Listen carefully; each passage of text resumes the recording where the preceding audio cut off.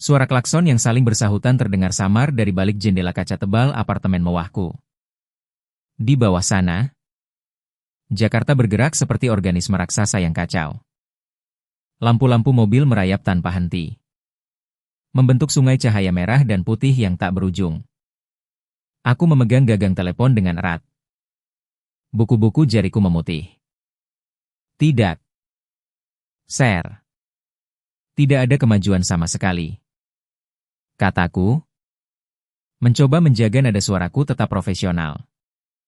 Meski rasa frustrasi membakar tenggorokanku. Di seberang sana, di Brussels, atasanku pasti sedang melihat jamnya yang presisi. Di sana, waktu adalah uang. Di sini, waktu sepertinya hanya sebuah saran. Mereka hanya bicara soal cuaca. Lanjutku, nadaku semakin tajam. Mereka bertanya tentang keluarga saya. Menawarkan saya kopi lagi dan lagi. Membahas apa saja kecuali agenda utama. Apakah ini cara mereka menjalankan sebuah blok kekuatan regional?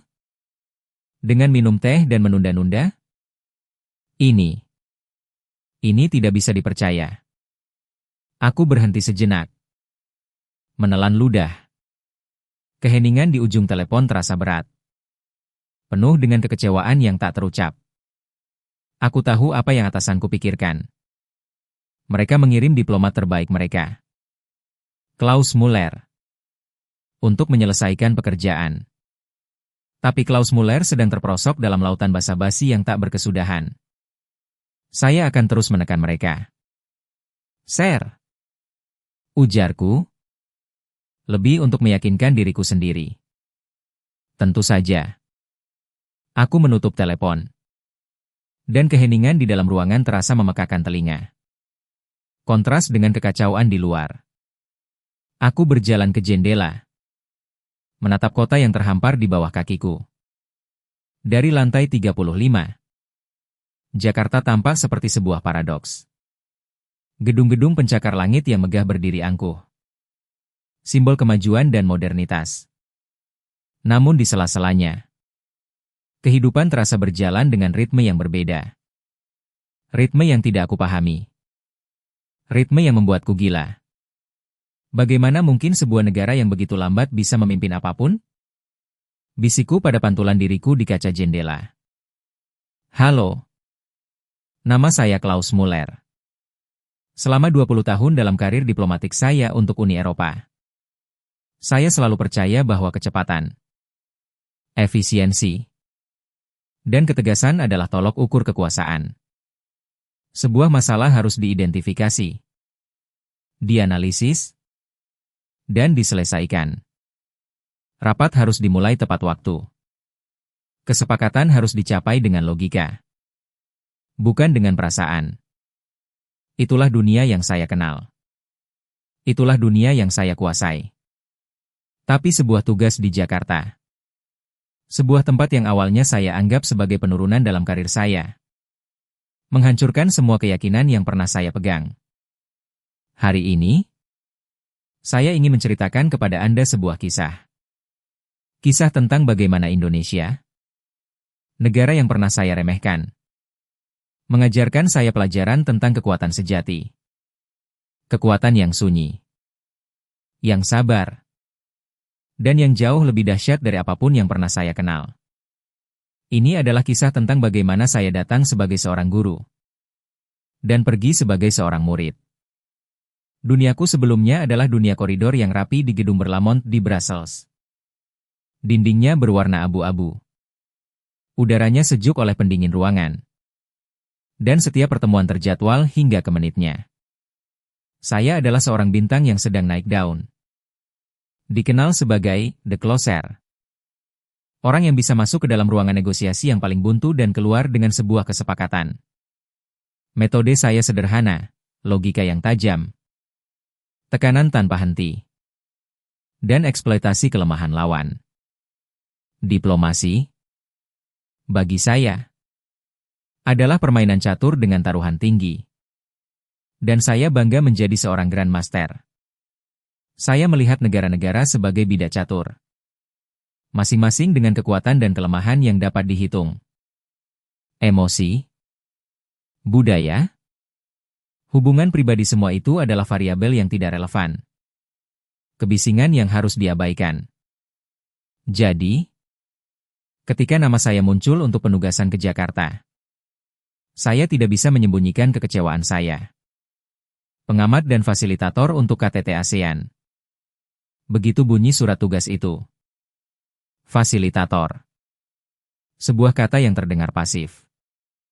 Tugas saya adalah untuk mengawasi dan mendorong negosiasi perjanjian kemitraan ekonomi yang komprehensif antara Uni Eropa dan ASEAN.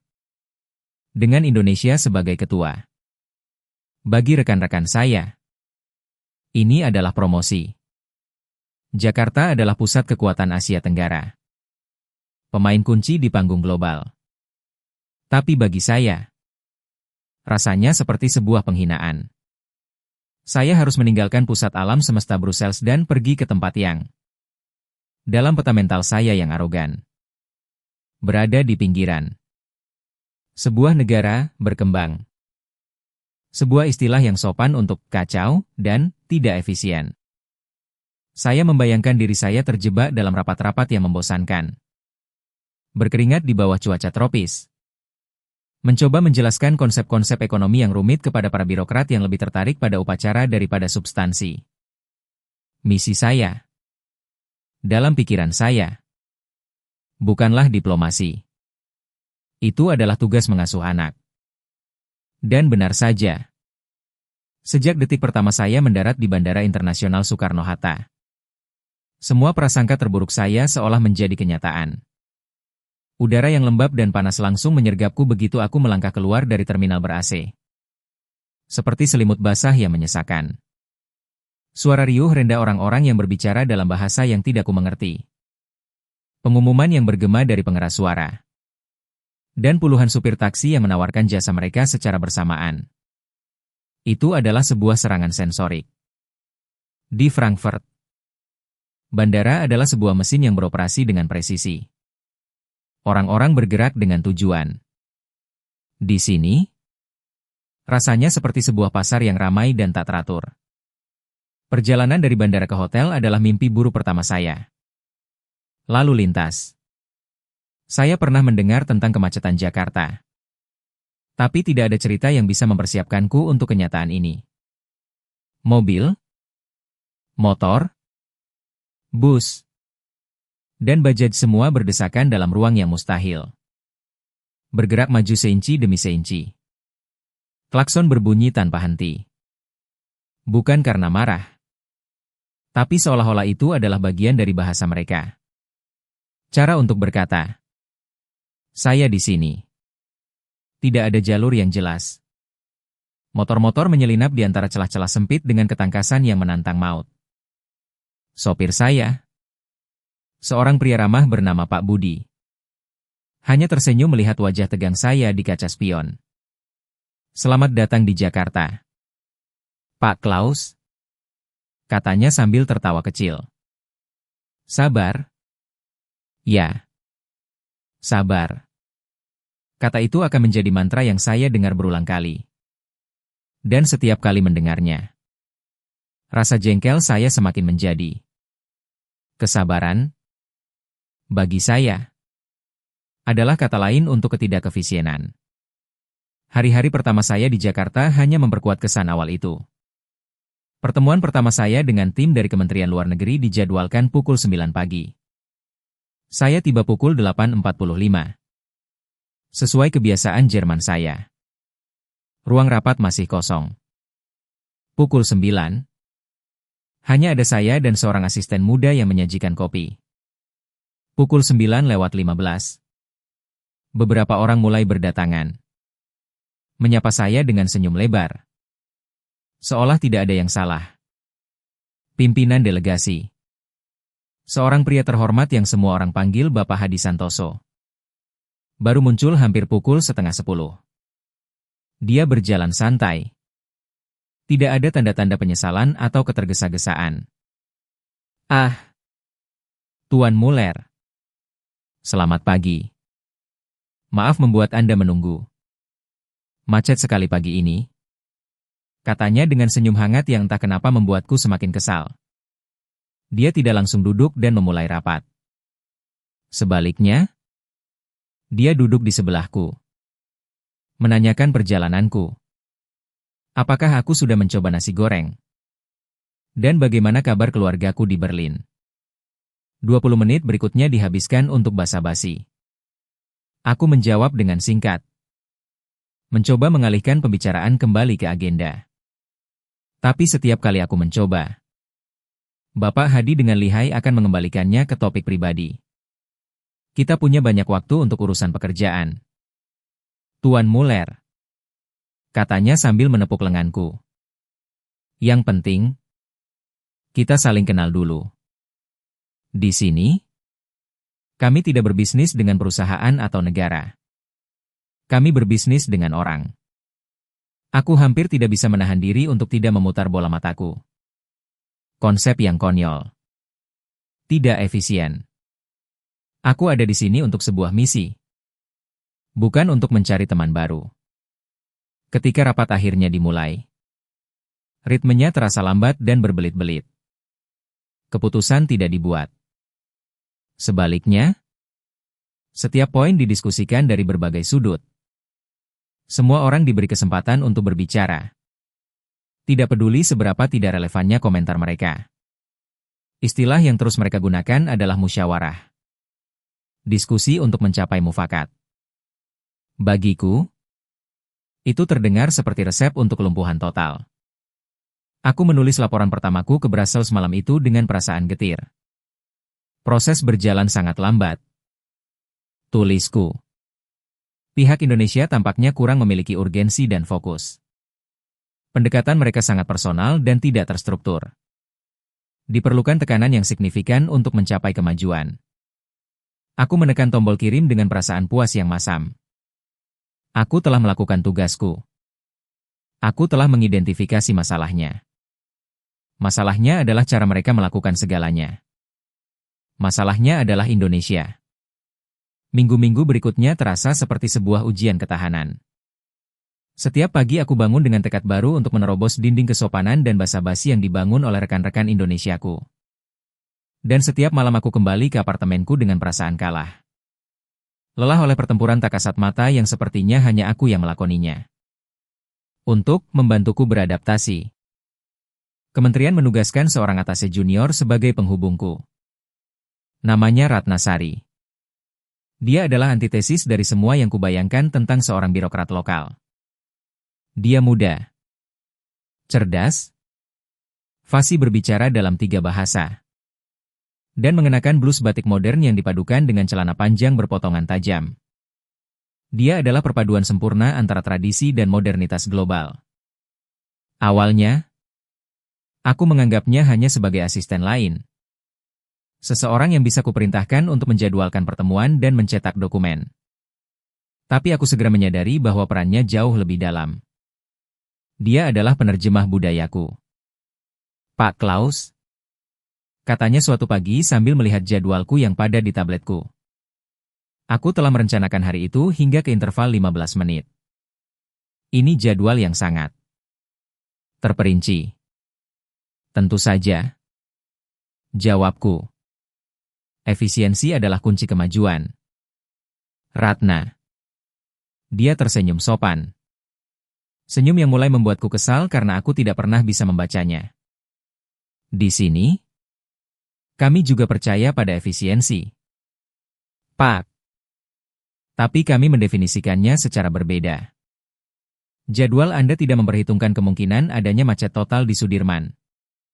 Atau tamu tak terduga yang datang dari kementerian lain untuk sekadar menyapa. Atau bahkan ajakan makan siang dadakan dari Bapak Hadi yang bisa berlangsung 3 jam. Aku menatapnya. Tidak percaya. Itu bukan efisiensi. Itu adalah gangguan. Hal-hal seperti itu harusnya diminimalkan. Bukan diakomodasi. Bagi Anda, itu gangguan. Bagi kami, itu adalah bagian dari membangun hubungan. Jelasnya dengan sabar. Macet memberi kita waktu untuk berpikir. Tamu tak terduga adalah kesempatan untuk memperkuat jaringan. Dan makan siang yang panjang. Disitulah kesepakatan yang sesungguhnya seringkali dibuat. Jauh dari meja rapat yang kaku. Aku hanya bisa menggelengkan kepala. Aku mencoba menjelaskan kepadanya konsep ketatan waktu sebagai bentuk penghormatan. Dia mendengarkan dengan saksama. Lalu menjawab dengan konsep jam karet. Kami menghormati orang. Pak Klaus? Bukan jam. Katanya. Jika saya terlambat 10 menit karena saya berhenti untuk menolong seseorang di jalan. Apakah itu berarti saya tidak menghormati Anda? Argumennya begitu asing. Begitu bertentangan dengan semua yang kupercayai. Sehingga aku bahkan tidak tahu harus mulai dari mana untuk membantahnya. Puncak dari frustrasiku terjadi saat makan siang dengan Bapak Hadi. Beliau mengundangku ke sebuah restoran Sunda yang tersembunyi di sebuah jalan kecil. Tempatnya terbuka. Dengan saung-saung bambu yang mengelilingi kolam ikan. Tidak ada AC.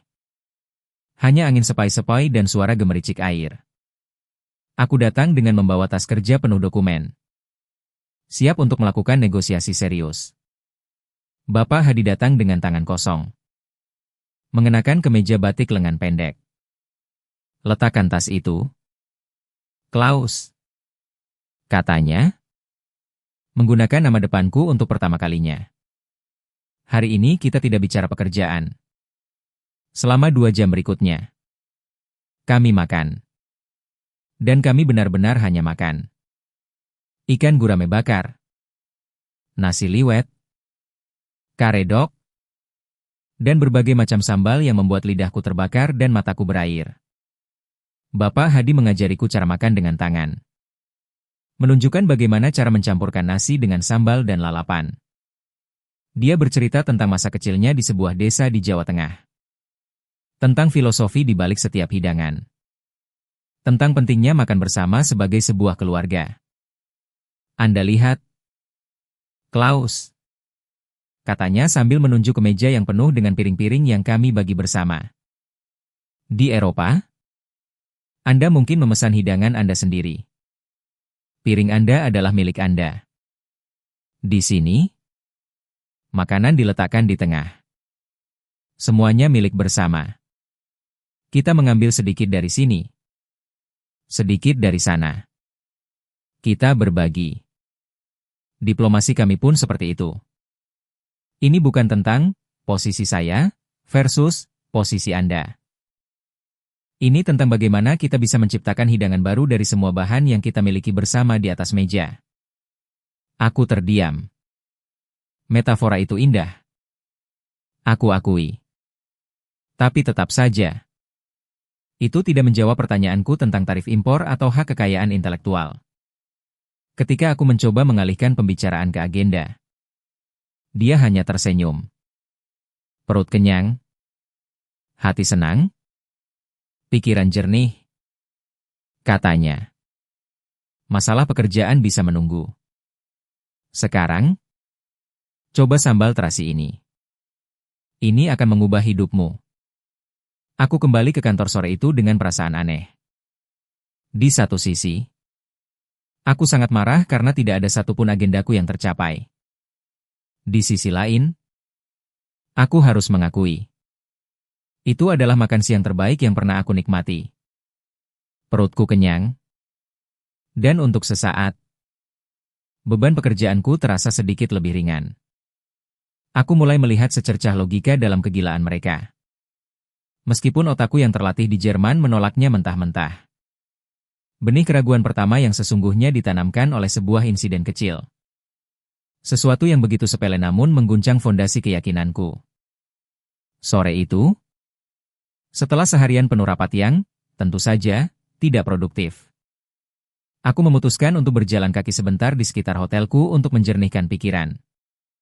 Jakarta di sore hari adalah sebuah simfoni kekacauan yang terorganisir. Pedagang kaki lima menjajakan dagangan mereka. Aroma sate ayam bercampur dengan asap knalpot. Dan suara adzan dari masjid terdekat bergema lembut di udara. Aku begitu tenggelam dalam pikiranku.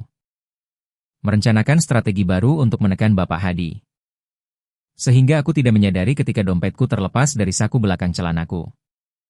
Aku baru sadar ketika aku hendak membeli sebotol air mineral. Aku menepuk sakuku. Kosong. Jantungku serasa berhenti berdetak.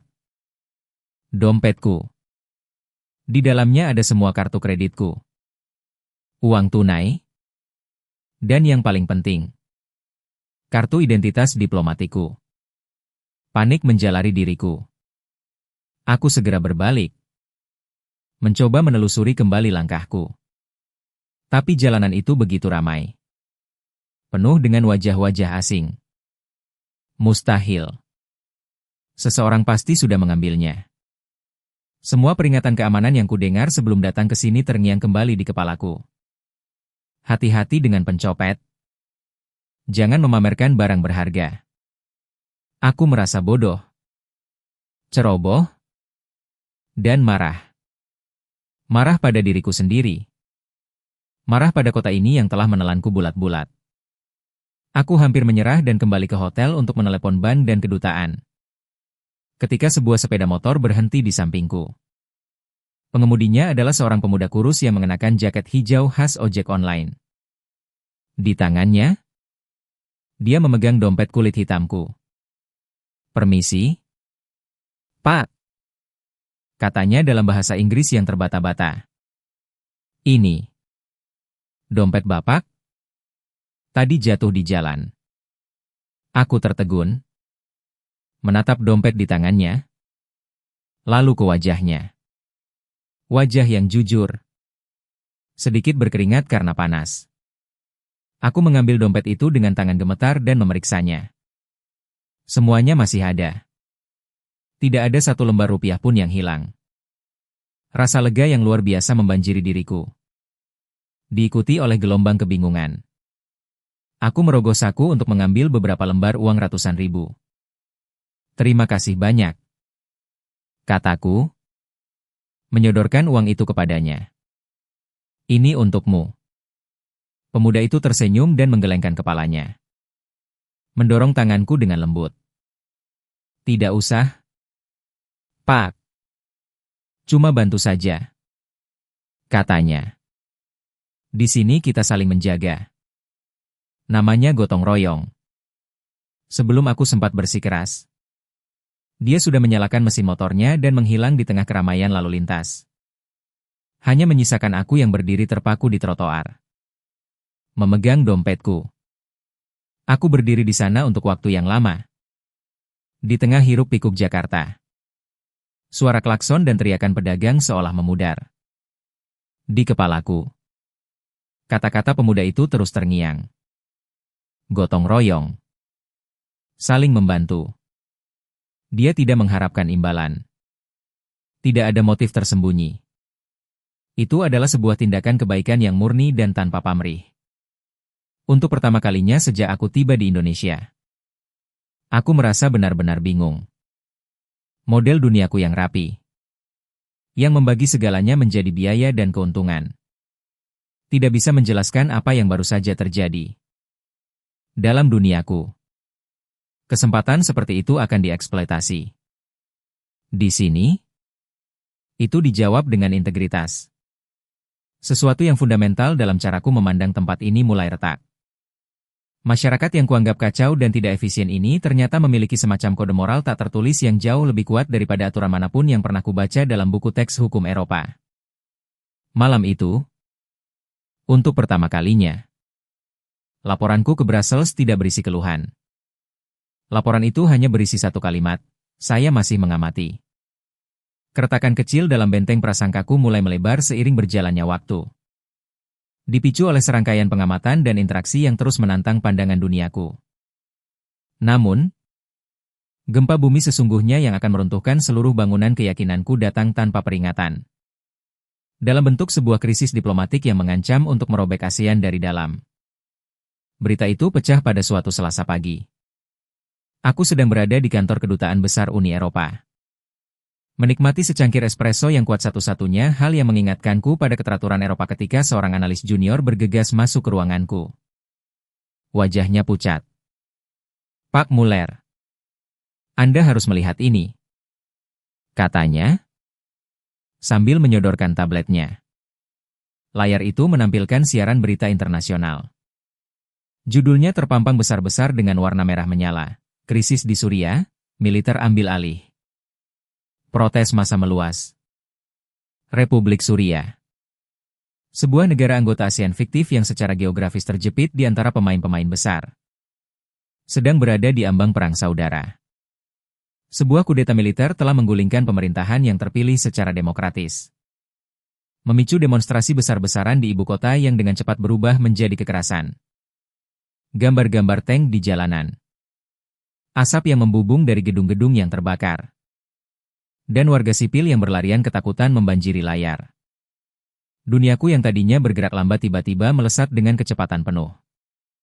Telepon di mejaku mulai berdering tanpa henti. Brussels, Washington, Beijing semua menelepon. Dalam hitungan jam, krisis di Suriah menjadi isu geopolitik global. Para pemain besar melihat adanya peluang. Amerika Serikat dan sekutu-sekutunya di Eropa menyerukan intervensi cepat untuk memulihkan demokrasi. Sebuah eufemisme untuk sanksi dan kemungkinan tindakan militer. Di sisi lain, Tiongkok dan Rusia memperingatkan agar tidak ada campur tangan asing dalam urusan dalam negeri Suriah. Sambil secara diam-diam mendukung faksi militer. ASEAN, dengan Indonesia sebagai ketuanya, tiba-tiba berada di pusat badai. Dunia menoleh ke Jakarta. Menunggu tanggapan. Tekanan datang dari segala arah. Duta Besar Amerika secara terbuka menuntut ASEAN untuk mengeluarkan pernyataan bersama yang mengutuk kudeta tersebut. Utusan Tiongkok dalam pertemuan tertutup menyarankan agar ASEAN tetap netral dan membiarkan Suriah menyelesaikan masalahnya sendiri. Ini adalah ujian yang sesungguhnya. Inilah momen di mana diplomasi cepat dan tegas yang selalu aku junjung tinggi menjadi sangat penting. Aku segera meminta pertemuan darurat dengan Bapak Hadi.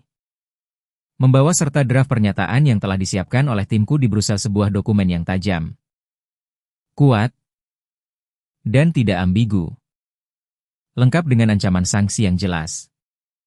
Kita harus bertindak sekarang. Pak Hadi, desaku dalam pertemuan itu. Setiap jam penundaan akan merenggut nyawa. Reputasi ASEAN dipertaruhkan. Bapak Hadi mendengarkan dengan tenang. Matanya menatapku lekat-lekat dari balik kacamatanya. Dia mengambil draft yang kusodorkan. Membacanya sekilas. Lalu meletakkannya dengan lembut di atas meja di antara kami. Dia tidak berkomentar tentang isinya. Sebaliknya, dia menuangkan secangkir teh melati panas untukku. Ketenangan adalah separuh dari kemenangan. Tuan Muller, katanya dengan suara rendah. Minumlah dulu tehnya. Aku hampir meledak karena frustrasi. Teh? Bapak bicara soal teh sementara sebuah negara anggota sedang terbakar? Justru karena negara itu sedang terbakar, kita tidak boleh menuangkan bensin ke dalamnya. Jawabnya dengan tenang.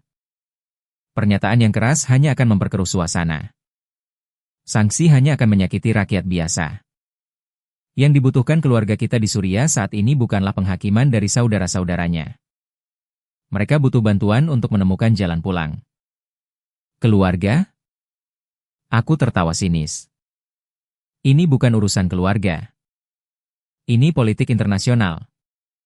Bapak Hadi menatapku dengan tatapan yang terasa menembus jiwaku. Ada kesedihan di matanya. Itulah perbedaan mendasar antara cara pandang kita. Tuan Muller. Bagi Anda, ASEAN adalah sebuah organisasi. Bagi kami, ASEAN adalah sebuah keluarga. Dan ketika salah satu anggota keluarga kita sedang dalam masalah, kita tidak mengusirnya. Kita merangkulnya lebih erat. Pertemuan itu berakhir tanpa hasil. Tidak ada pernyataan keras yang dikeluarkan. Tidak ada rapat darurat yang diumumkan ke media. Dari luar, sepertinya Jakarta tidak melakukan apa-apa. Kebisuan ini memekakan telinga. Media internasional mulai mengecam. ASEAN lumpuh. Bunyi tajuk utama sebuah surat kabar ternama. Ketidaktegasan Indonesia mengancam stabilitas regional. Aku merasa malu dan putus asa. Aku mengirim serangkaian email panik ke Brussels, melaporkan kelambanan yang tidak bisa dijelaskan dari pihak Indonesia. Aku merasa karirku akan tamat. Aku telah gagal dalam misiku untuk mendorong mereka. Bagaimana aku bisa mendorong sesuatu yang tidak bergerak sama sekali? Di tengah kekacauanku, Ratna tetap menjadi sumber ketenangan yang membingungkan. Aku melihatnya di kantor, bekerja dengan tekun. Tetapi tidak ada tanda-tanda kepanikan di wajahnya. Dia masih menyempatkan diri untuk bertanya apakah aku sudah makan siang, atau merekomendasikan tempat untuk membeli batik tulis yang bagus. Bagaimana kau bisa begitu tenang, Ratna? Tanyaku suatu sore. Tidak bisa menahan diri lagi. Dunia sedang menunggu. Dan kita tidak melakukan apa-apa. Dia berhenti mengetik dan menatapku. Siapa bilang kita tidak melakukan apa-apa? Pak? Tanyanya lembut. Aku tidak melihat apa-apa. Tidak ada konferensi pers. Tidak ada komunike bersama. Bapak Hadi bahkan kemarin sore terlihat menghadiri acara pameran keris. Ratna tersenyum tipis. Pak Klaus, apakah Anda pernah melihat seorang dalang dalam pertunjukan wayang kulit? Aku mengernyitkan dahi. Tidak mengerti kemana arah pembicaraan ini. Pernah. Sekilas. Penonton melihat layar. Melihat bayangan para wayang yang berperang dan berbicara. Mereka tidak melihat sang dalang. Padahal, dalanglah yang menggerakkan segalanya. Dia yang menceritakan kisahnya.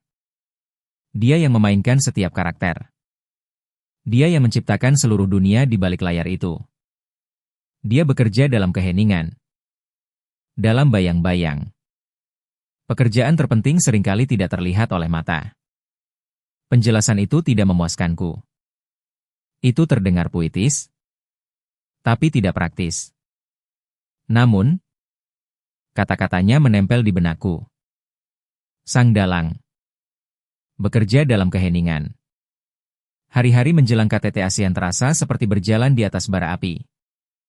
Para pemimpin dunia mulai berdatangan ke Jakarta, membawa serta agenda dan tekanan mereka masing-masing. Kota ini berdengung dengan energi yang tegang. Pasukan keamanan ada di mana-mana. Pusat media internasional dipenuhi oleh para jurnalis yang haus akan berita. Mencium bau darah kegagalan diplomatik. Aku menghabiskan waktuku berpindah dari satu pertemuan ke pertemuan lain. Mencoba mengukur suhu. Mencari tanda-tanda adanya terobosan. Tapi yang kutemukan hanyalah kebuntuan. Secara pribadi, Bapak Hadi dan timnya menjadi semakin sulit ditemui. Jadwal mereka penuh dengan pertemuan-pertemuan informal, sarapan pagi dengan satu delegasi. Minum kopi sore dengan delegasi lain. Makan malam tertutup yang tidak ada dalam agenda resmi. Ketika aku bertanya pada Ratna tentang isi pertemuan-pertemuan itu, jawabannya selalu sama. Oh, mereka hanya mengobrol santai. Pak. Ngobrol ngalor ngidul. Mengobrol ngalor ngidul. Bicara ke utara dan ke selatan. Bicara tentang hal-hal yang tidak penting. Aku merasa berada di ambang kegilaan. Aku menyaksikan sebuah bencana diplomatik besar terjadi dalam gerakan lambat. Dan aku tidak berdaya untuk menghentikannya. Aku mulai mempersiapkan laporan akhirku. Sebuah otopsi atas kegagalan kepemimpinan Indonesia. Aku menulis tentang budaya penundaan. Keengganan untuk mengambil keputusan sulit. Dan ketidakmampuan untuk bertindak tegas di bawah tekanan. Itu adalah sebuah laporan yang memberatkan. Tetapi dalam pikiranku saat itu, sepenuhnya akurat. Aku yakin, dunia akan setuju denganku ketika KTT ini berakhir dengan kegagalan total. Aku tidak tahu betapa salahnya aku. Aku tidak tahu bahwa aku hanyalah seorang penonton yang melihat bayangan di layar. Sama sekali tidak menyadari pekerjaan sang dalang yang agung di baliknya. Hari pembukaan konferensi tingkat tinggi, KTT, ASEAN tiba dengan langit Jakarta yang kelabu dan lembab. seolah mencerminkan suasana tegang yang menyelimuti seluruh kota. Balai Sidang Jakarta Convention Center telah diubah menjadi benteng diplomatik. Dipenuhi oleh delegasi berjas rapi, agen keamanan berwajah tegang, dan ratusan jurnalis dari seluruh dunia yang berkeliaran seperti sekawanan hiu. Mengendus berita. Udara terasa berat dengan ekspektasi atau lebih tepatnya, ekspektasi akan kegagalan. Aku duduk di ruang pengamat, sebuah bilik berdinding kaca yang terletak di atas ruang sidang utama. Dari sini, aku bisa melihat para pemimpin negara duduk mengelilingi meja bundar raksasa. Wajah mereka kaku. Bahasa tubuh mereka defensif. Di tengah-tengah mereka, Presiden Indonesia, sebagai tuan rumah, membuka pertemuan dengan pidato yang penuh dengan retorika persatuan dan semangat ASEAN. Kata-kata yang terdengar hampa di tengah krisis yang nyata. Sesi pertama adalah bencana. Persis seperti yang telah kuprediksi. Ketika agenda beralih ke krisis Suriah, ruangan itu langsung terpecah. Para pemimpin yang didukung Barat menyerukan resolusi yang keras. Mereka yang bersekutu dengan Tiongkok menolaknya mentah-mentah. Perdebatan menjadi sengit dan tidak produktif. Mereka hanya mengulangi posisi yang sudah diketahui publik. Tidak ada ruang untuk kompromi. Aku mencatat dengan sinis di buku catatanku, seperti yang diduga. Kebuntuan total. ASEAN menunjukkan ketidakmampuannya di panggung dunia. Saat istirahat makan siang, suasana di pusat media begitu riuh. Para analis di televisi kabel sudah mengumumkan kematian relevansi ASEAN. Sebuah organisasi yang hanya bisa sepakat tentang makanan dan cuaca. Cibir seorang komentator terkenal. Aku berjalan melewati kerumunan itu. Merasakan campuran aneh antara pembenaran yang pahit dan rasa malu yang mendalam. Aku benar, tapi aku benci menjadi benar dalam hal ini. Aku mencari Bapak Hadi di tengah keramaian. Berharap bisa melihat kepanikan atau setidaknya kekhawatiran di wajahnya. Aku menemukannya bukan di ruang krisis atau sedang bertelepon dengan panik. Aku menemukannya di dekat area penyajian kopi. Sedang bercanda dengan Menteri Luar Negeri Filipina tentang pertandingan bulu tangkis terakhir mereka. Dia melihatku, tersenyum, dan memberi isyarat agar aku bergabung. Bagaimana menurutmu sesi pagi ini, Klaus? Tanyanya, seolah-olah dia sedang menanyakan pendapatku tentang cuaca. Sebuah bencana. Bapak Hadi. Jawabku terus terang. Tidak ada kemajuan sama sekali. Dia mengangguk perlahan. Menyeruput kopinya.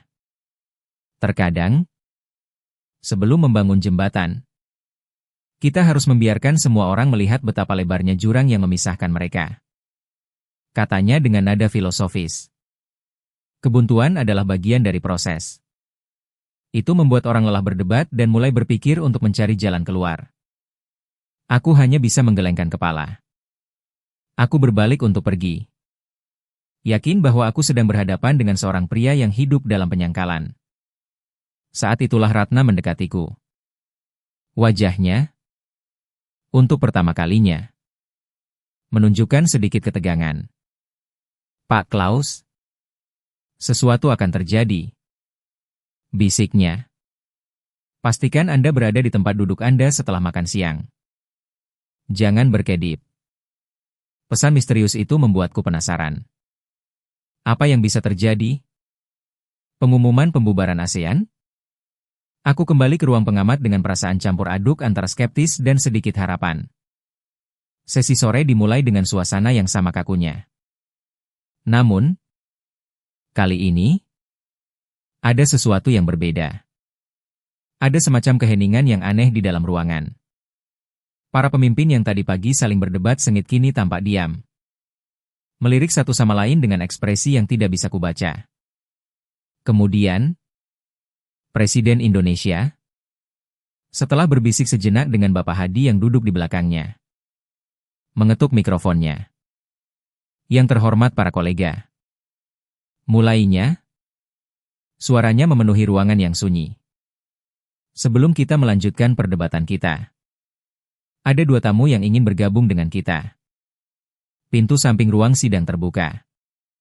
Seluruh mata di ruangan itu, termasuk mataku, menoleh ke arah pintu. Apa yang kulihat selanjutnya membuat jantungku berhenti berdetak. 2 orang pria berjalan masuk, berdampingan. Yang satu mengenakan seragam militer lengkap Jenderal Agung dari Republik Suriah, pemimpin kudeta. Pria yang satunya lagi mengenakan setelan sipil sederhana mantan Perdana Menteri yang digulingkannya, yang seharusnya berada di bawah tahanan rumah. Mereka berjalan bersama menuju meja bundar. Bukan sebagai musuh, tapi sebagai rekan. Ada perban kecil di pelipis sang mantan Perdana Menteri. Tapi selain itu, dia tampak tenang. Ruangan itu meledak dalam bisikan kaget. Para jurnalis di bawah sana berebut untuk mendapatkan gambar. Aku sendiri hanya bisa menatap. Mulutku ternganga. Ini tidak mungkin. Ini melanggar semua protokol, semua logika diplomatik. Kedua pria dari Suriah itu berdiri di hadapan para pemimpin ASEAN. Lalu, sang jenderal, pria yang telah dicap sebagai diktator haus darah oleh media dunia, menundukkan kepalanya sedikit. Dia berbalik ke arah sang Perdana Menteri. Kemudian, dia berbicara. Suaranya disiarkan ke seluruh ruangan. Atas nama rakyat Suriah. Dan dengan bimbingan serta kebijaksanaan dari seorang kakak dalam keluarga ASEAN. Kata jenderal itu. Matanya menatap lurus ke arah delegasi Indonesia. Kami telah sepakat untuk mengesampingkan perbedaan kami. Kami telah menyusun peta jalan untuk rekonsiliasi nasional dan pembentukan pemerintahan transisi. Kami datang ke sini hari ini bukan sebagai musuh, tetapi sebagai saudara. Untuk meminta dukungan keluarga kami dalam membangun kembali rumah kami. Sang Perdana Menteri kemudian melangkah maju. Perjalanan ini akan sulit, katanya dengan suara serak namun tegas. Tetapi kami tidak sendirian. Kami berterima kasih kepada Indonesia yang tidak pernah meninggalkan kami. Mereka tidak datang dengan ancaman atau tuntutan. Mereka datang sebagai teman, mendengarkan dalam keheningan ketika kami berteriak, dan mengingatkan kami akan ikatan yang menyatukan kami, bukan yang memisahkan kami. Keheningan total menyelimuti ruangan. Lalu, perlahan, satu persatu, para pemimpin ASEAN berdiri dan bertepuk tangan. Bukan tepuk tangan formal yang sopan, tetapi tepuk tangan yang tulus dan bergemuruh. Sebuah gelombang kelegaan dan kekaguman. Aku duduk membeku di kursiku. Tidak bisa bergerak. Otakku berusaha keras untuk memproses apa yang baru saja kulihat. Semua teoriku. Semua analisisku. Semua prediksiku hancur berkeping-keping dalam sekejap. Ini bukan kegagalan. Ini adalah sebuah mahakarya diplomasi yang belum pernah kulihat seumur hidupku. Setelah sesi itu, Bapak Hadi mengundangku ke kantor sementara delegasi Indonesia. Ruangan itu sunyi. Dia sedang duduk sendirian, menatap keluar jendela. Tampak lelah namun damai. Bagaimana? Itulah satu-satunya kata yang berhasil keluar dari mulutku. Dia menoleh dan tersenyum lembut. Kau ingat apa yang dikatakan Ratna tentang dalang? Klaus? Aku mengangguk. Masih linglung. Selama berminggu-minggu ini, saat dunia melihat kami, tidak melakukan apa-apa. Tim kami bekerja tanpa henti di belakang layar. Jelasnya. Kami tidak mengirim utusan resmi. Kami mengirim teman. Seorang diplomat senior kami yang kebetulan pernah satu sekolah dengan sang jenderal. Seorang pengusaha Indonesia yang memiliki hubungan bisnis yang erat dengan keluarga sang Perdana Menteri. Kami tidak mengadakan pertemuan di kantor kementerian. Kami bertemu di warung kopi, di rumah makan, bahkan di acara pernikahan kerabat jauh. Kami tidak bicara tentang politik. Lanjutnya, kami bicara tentang anak-anak mereka. Kami bertanya tentang kesehatan orang tua mereka. Kami mengirimkan rendang masakan istri duta besar kami. Kami membangun kembali jembatan manusia yang telah runtuh. Kami tidak menekan. Klaus. Kami merangkul. Kami mengingatkan kedua belah pihak bahwa mereka adalah putra dari tanah yang sama. Bahwa darah yang tumpah adalah darah saudara mereka sendiri. Aku mendengarkan. Terpesona. Semua potongan puzzle yang membingungkan itu pertemuan yang dibatalkan. Pembicaraan yang berbelit-belit. Makan siang yang panjang. Fokus pada hubungan pribadi semuanya tiba-tiba masuk akal. Itu bukan ketidakefisienan. Itu adalah metodenya. Sebuah metode yang didasarkan pada empati, kesabaran, dan pemahaman mendalam tentang sifat manusia. Saat kami akhirnya membawa mereka berdua ke meja yang sama. Di sebuah rumah aman di puncak. Jauh dari mata media. Kata Bapak Hadi. Pekerjaan tersulit sudah selesai. Kami tidak memaksa mereka untuk berdamai. Kami hanya menciptakan ruang di mana mereka bisa mengingat kembali kemanusiaan mereka sendiri. Sisanya, mereka yang menyelesaikannya. Sebuah kesadaran yang dahsyat menghantamku. Aku berdiri di sana. Seorang diplomat Eropa yang sombong. Yang mengukur kekuatan dari jumlah kapal induk dan resolusi PBB. Dan di hadapanku berdiri seorang pria yang baru saja menghentikan perang saudara dengan secangkir kopi dan sebungkus rendang. Aku telah melihat layar. Bayangan wayang yang bertarung. Hari ini, untuk pertama kalinya, aku diizinkan untuk melihat ke balik layar dan menyaksikan sang dalang yang agung sedang bekerja. Dan pemandangan itu membuatku merasa sangat kecil. Sangat bodoh. Dan dipenuhi dengan kekaguman yang tak terhingga. Apa yang kuanggap sebagai kelemahan Indonesia kelatanya. Keengganannya untuk berkonfrontasi. Fokusnya pada hubungan personal ternyata adalah sumber kekuatannya yang paling luar biasa. Itu adalah sebuah kekuatan yang tidak berteriak, tetapi berbisik. Sebuah kekuatan yang tidak memaksa, tetapi meyakinkan. Sebuah kekuatan yang tidak akan pernah bisa diukur oleh analis manapun di Brussels. Aku meninggalkan kantor Bapak Hadi dengan perasaan seperti baru saja bangun dari tidur panjang. Jalanan Jakarta yang ramai di luar jendela tidak lagi tampak sebagai simbol kekacauan. Sebaliknya, aku melihatnya dengan mata yang baru, sebuah sistem yang kompleks, dinamis, dan entah bagaimana berfungsi secara harmonis tanpa aturan yang kaku. Seperti ribuan pengendara motor yang menyelinap melalui celah-celah sempit. Diplomasi Indonesia ternyata memiliki kelincahan dan kemampuan beradaptasi yang tidak akan pernah bisa ditiru oleh birokrasi Eropa yang berat. Malam itu, aku tidak bisa tidur. Aku duduk di balkon apartemenku, membiarkan udara malam yang hangat menyelimutiku. Aku membuka laptopku dan menghapus draft laporan akhir yang telah kusiapkan. Laporan yang penuh dengan kritik dan kesimpulan yang salah. Aku merasa malu pada diriku sendiri. Pada kesombonganku. Pada kebutaanku. Selama ini aku mengukur Indonesia dengan standar Eropaku. Mencoba memasukkan pasak bundar ke dalam lubang persegi. Aku telah gagal total untuk melihat bahwa mereka tidak bermain catur. Mereka sedang menenun batik. Sebuah proses yang membutuhkan kesabaran. Kepekaan terhadap pola. Dan pemahaman bahwa setiap benang, sekecil apapun, berkontribusi pada keindahan keseluruhan. Keesokan paginya, aku mencari Bapak Hadi sebelum sesi penutupan KTT dimulai. Aku menemukannya di taman kecil di luar aula konferensi. Sedang mengagumi bunga anggrek. Bapak Hadi. Kataku. Suaraku sedikit bergetar. Saya. Aku berhenti. Tidak yakin harus berkata apa. Bagaimana cara meminta maaf atas arogansi selama berbulan-bulan? Dia berbalik. Senyumnya seperti biasa. Menenangkan. Anggrek ini indah.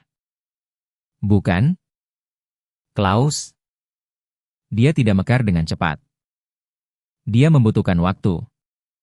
Kondisi yang tepat. Perawatan yang sabar. Tapi begitu dia mekar, Keindahannya bertahan lama. Saya datang untuk meminta maaf. Kataku akhirnya, menatap lurus ke matanya. Saya telah salah menilai Anda. Saya salah menilai negara Anda. Saya datang ke sini dengan kesombongan. Berpikir saya tahu segalanya tentang kekuasaan dan diplomasi. Kemarin, Anda menunjukkan kepada saya betapa sedikitnya yang saya ketahui. Bapak Hadi meletakkan tangannya di bahuku. Genggamannya terasa hangat dan kebapakan. Tidak perlu meminta maaf. Klaus, Anda hanya melihat dunia melalui lensa yang berbeda. Terkadang, kita semua perlu menyesuaikan fokus kita. Yang penting bukanlah bagaimana Anda memulai perjalanan, tetapi di mana Anda mengakhirinya. Dia lalu melanjutkan, ini bukanlah cara Indonesia atau cara Eropa. Klaus, ini adalah cara manusia. Bhinneka Tunggal Ika. Berbeda-beda tetapi tetap satu. Kami menerapkan filosofi itu tidak hanya di dalam negeri kami, tetapi juga dalam cara kami memandang dunia. Kami tidak berusaha membuat semua orang menjadi sama. Kami berusaha menemukan harmoni dalam perbedaan. Itulah inti dari kekuatan kami. Kami di sini, di Asia Tenggara, hanya tidak pernah melupakan pelajaran kuno itu. Kata-katanya meresap ke dalam diriku, mengisi kekosongan yang bahkan tidak kusadari ada di sana. Seluruh karirku dibangun di atas gagasan persaingan. Menang dan kalah. Bapak Hadi dan Indonesia telah menunjukkan kepadaku sebuah jalan yang berbeda, jalan menuju kemenangan bersama. Di mana martabat setiap orang dijaga. Dan tidak ada yang merasa kalah. Ketika KTT berakhir sore itu, suasananya telah berubah total. Keputusasaan telah digantikan oleh optimisme. Perpecahan telah digantikan oleh rasa persatuan yang diperbarui. Perjanjian kemitraan ekonomi antara Uni Eropa dan ASEAN, yang telah menjadi fokus utamaku, ditandatangani dengan mudah. Hampir sebagai renungan setelah drama besar yang telah terjadi. Ternyata, setelah fondasi kepercayaan dibangun, detail teknis menjadi mudah untuk diselesaikan. Beberapa minggu kemudian, masa tugasku di Jakarta akan segera berakhir. Aku menerima email dari atasanku di Brussels. Isinya penuh pujian. Kerja yang luar biasa. Klaus, Anda berhasil membimbing mereka menuju hasil yang sukses. Kami ingin Anda kembali ke Brussels secepatnya. Ada promosi besar menanti Anda. Beberapa bulan yang lalu, email itu akan menjadi musik terindah di telingaku. Itu adalah semua yang kuinginkan, pengakuan, kemajuan karir, kembali ke pusat kekuasaan.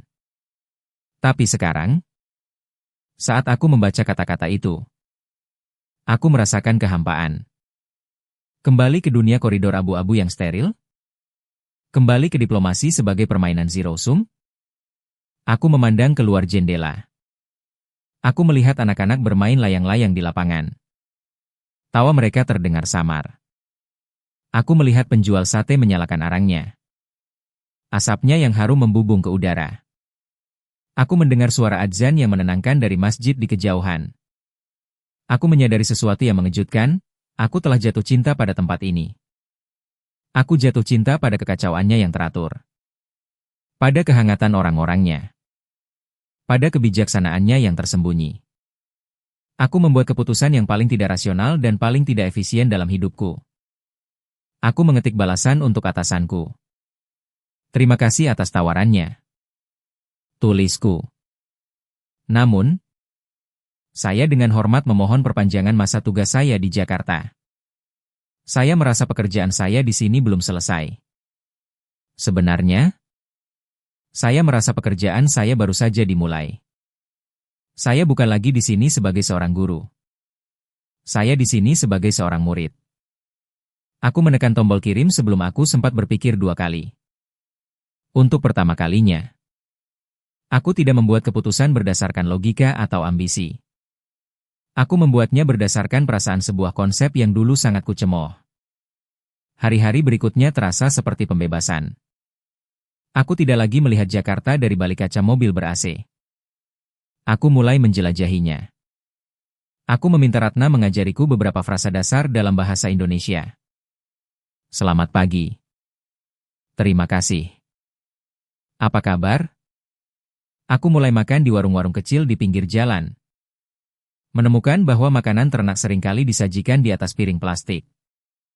Aku belajar tersenyum pada orang asing di jalan. Dan terkejut ketika mereka tersenyum kembali. Aku menemukan bahwa gotong royong bukan hanya slogan. Aku melihatnya dalam aksi ketika para tetangga membantu membangun kembali rumah yang terbakar. Aku melihatnya ketika para pengendara motor berhenti untuk membantu seorang wanita tua menyeberang jalan.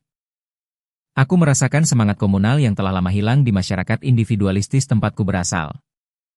Aku juga mulai memahami filosofi pelan-pelan asal selamat. Lambat tapi pasti sampai tujuan. Itu bukan tentang kemalasan. Itu tentang kesadaran. Tentang menikmati perjalanan. Bukan hanya terobsesi dengan tujuan. Tentang memahami bahwa hal-hal baik membutuhkan waktu untuk tumbuh. Seperti anggrek Bapak Hadi.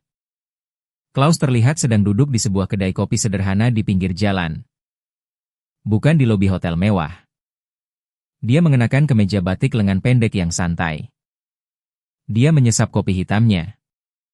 Tersenyum saat mengobrol dengan pemilik kedai dalam bahasa Indonesia yang masih sedikit kaku namun lancar. Kisah ini berakhir bukan dengan sebuah kesimpulan yang dramatis. Tetapi dengan sebuah awal yang baru. Aku tetap di Jakarta. Aku tidak lagi menjadi Klaus Muller. Diplomat Eropa yang kaku.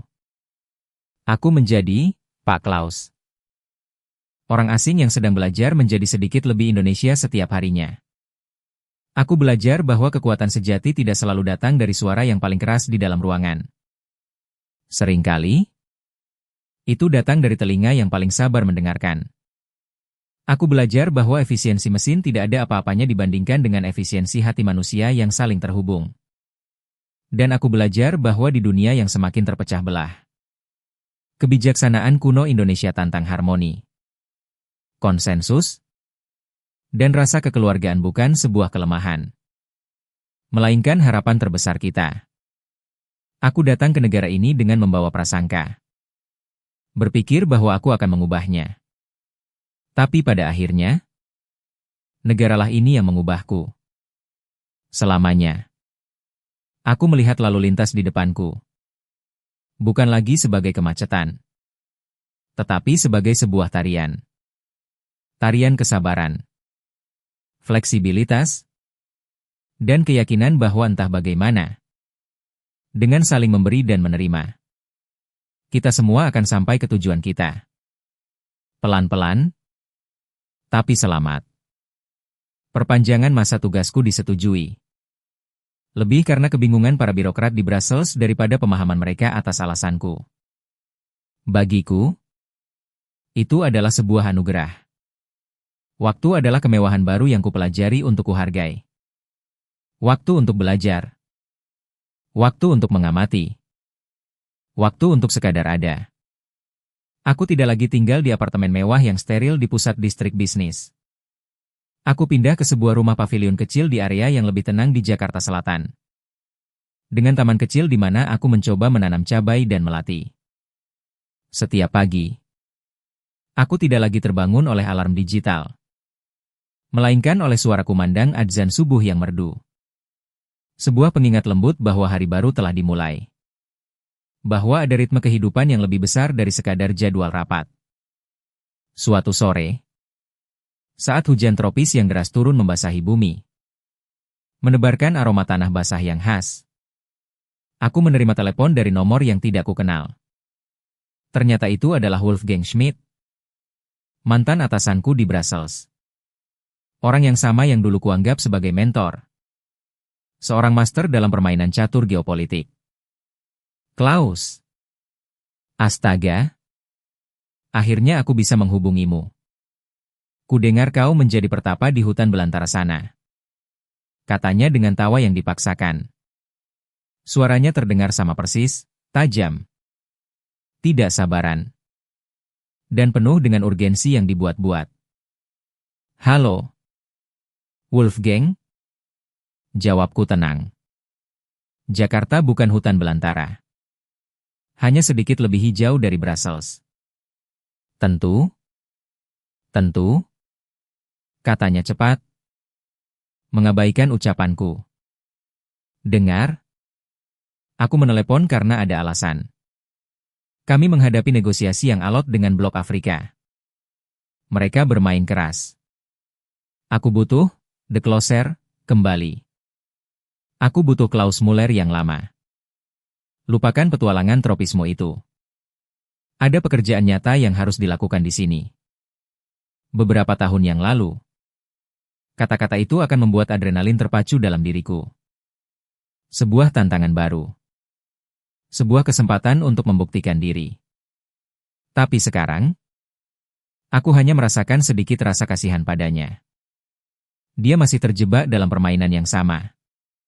Masih berpikir bahwa diplomasi adalah tentang bermain keras dan menang. "Wolfgang," kataku perlahan. Memilih kata-kataku dengan hati-hati. "Apakah kau pernah mencoba mengundang mereka makan siang? Bukan di restoran mewah. Mungkin di tempat yang lebih santai. Tanyakan tentang keluarga mereka. Cari tahu apa yang membuat mereka tertawa.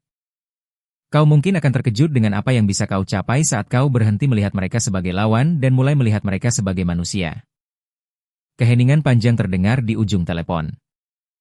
Aku bisa membayangkan wajahnya yang memerah karena tidak percaya. "Makan siang? Klaus, apa yang telah mereka lakukan padamu di sana? Apa kau sudah tidak waras? Ini adalah perjanjian senilai miliaran euro. Bukan pesta teh." Aku tersenyum. Mungkin disitulah letak masalahnya. "Wolfgang, kau melihat angka miliaran euro. Mereka mungkin melihat kesempatan untuk membangun sekolah bagi anak-anak mereka. Kau tidak akan pernah memahami posisi mereka sampai kau memahami harapan mereka. Dan kau tidak akan pernah memahami harapan mereka jika kau tidak pernah meluangkan waktu untuk minum teh bersama mereka." Dia menutup telepon tidak lama setelah itu. Mungkin yakin bahwa aku benar-benar sudah gila. Aku meletakkan ponselku dan kembali menatap hujan. Aku tidak merasa kehilangan.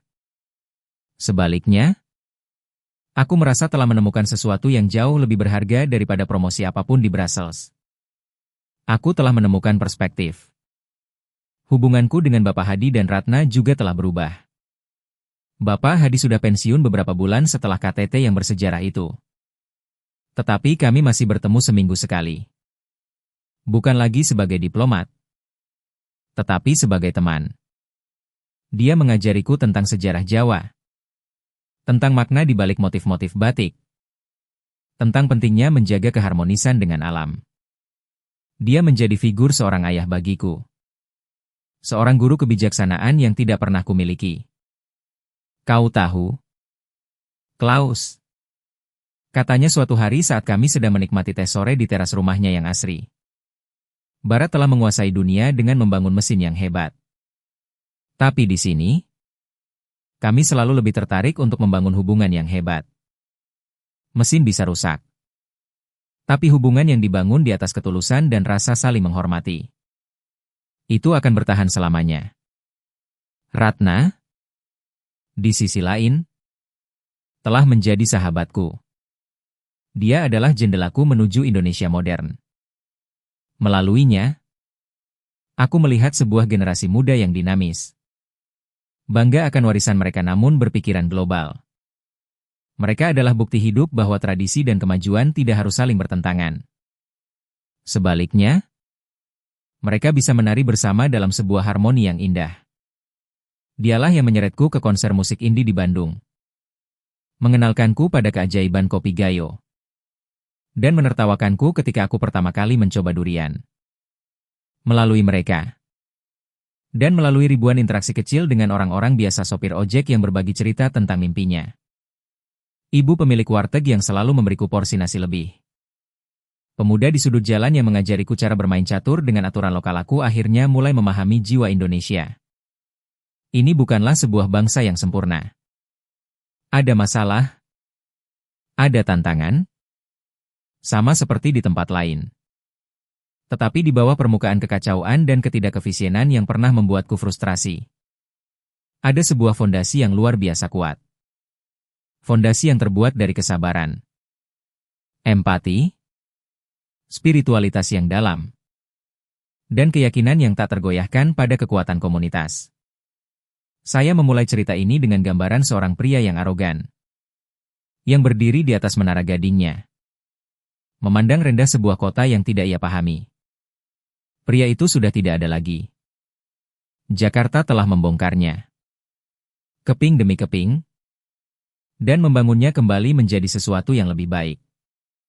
Saya datang ke Indonesia sebagai seorang diplomat, bersenjatakan logika dan strategi. Berpikir saya bisa menaklukkan dunia dengan argumen yang superior. Saya pergi dengan pelajaran bahwa hati yang mendengar lebih kuat daripada mulut yang berbicara. Saya belajar bahwa kebijaksanaan terbesar seringkali ditemukan dalam keheningan, bukan dalam kebisingan perdebatan. Dunia yang saya tinggalkan di Eropa adalah dunia yang terobsesi dengan kecepatan, yang memuja efisiensi di atas segalanya. Dunia itu sedang retak.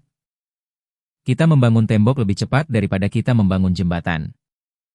Kita mengirim drone lebih sering daripada kita mengirim utusan perdamaian. Kita tahu cara memenangkan argumen, tetapi kita lupa cara memenangkan hati. Di sini, di Indonesia, saya menemukan sebuah penawarnya. Sebuah bangsa dengan 270 juta orang, ribuan pulau, ratusan bahasa, namun disatukan oleh sebuah benang tak kasat mata yang disebut toleransi dan gotong royong. Ini adalah sebuah laboratorium raksasa bagi kemanusiaan, yang membuktikan bahwa harmoni bukanlah mimpi utopis, tetapi sebuah kenyataan yang bisa diupayakan setiap hari. Indonesia bukanlah sebuah negara yang perlu dikejar oleh dunia. Sebaliknya, Indonesia adalah sebuah negara di mana dunia perlu berhenti sejenak, duduk, dan belajar. Belajar untuk memperlambat langkah. Belajar untuk mendengarkan lebih dalam. Belajar bahwa kekuatan sejati tidak terletak pada kemampuan untuk memaksakan kehendak, tetapi pada kemampuan untuk menemukan jalan bersama. Ini bukan tentang menjadi pengikut. Ini adalah tentang menjadi arsitek-arsitek perdamaian, arsitek pemahaman, arsitek masa depan yang lebih manusiawi. Saya tidak tahu apa yang akan terjadi di masa depan. Tapi satu hal yang saya tahu pasti, pelajaran yang saya dapatkan di sini, di jantung Asia Tenggara, akan saya bawa seumur hidup saya. Pelajaran dari seorang dalang yang mengajari saya tentang kekuatan di balik layar. Pelajaran dari sebuah bangsa yang mengajari saya arti sebenarnya dari kekuatan itu sendiri. Apakah Anda pernah memiliki pengalaman di mana sebuah tempat atau budaya mengubah cara pandang Anda sepenuhnya? Bagikan cerita Anda di kolom komentar di bawah. Saya ingin sekali membacanya. Jangan lupa untuk menyukai video ini dan berlangganan saluran saya untuk lebih banyak cerita tentang perjalanan luar biasa ini. Terima kasih telah mendengarkan. Sampai jumpa lagi.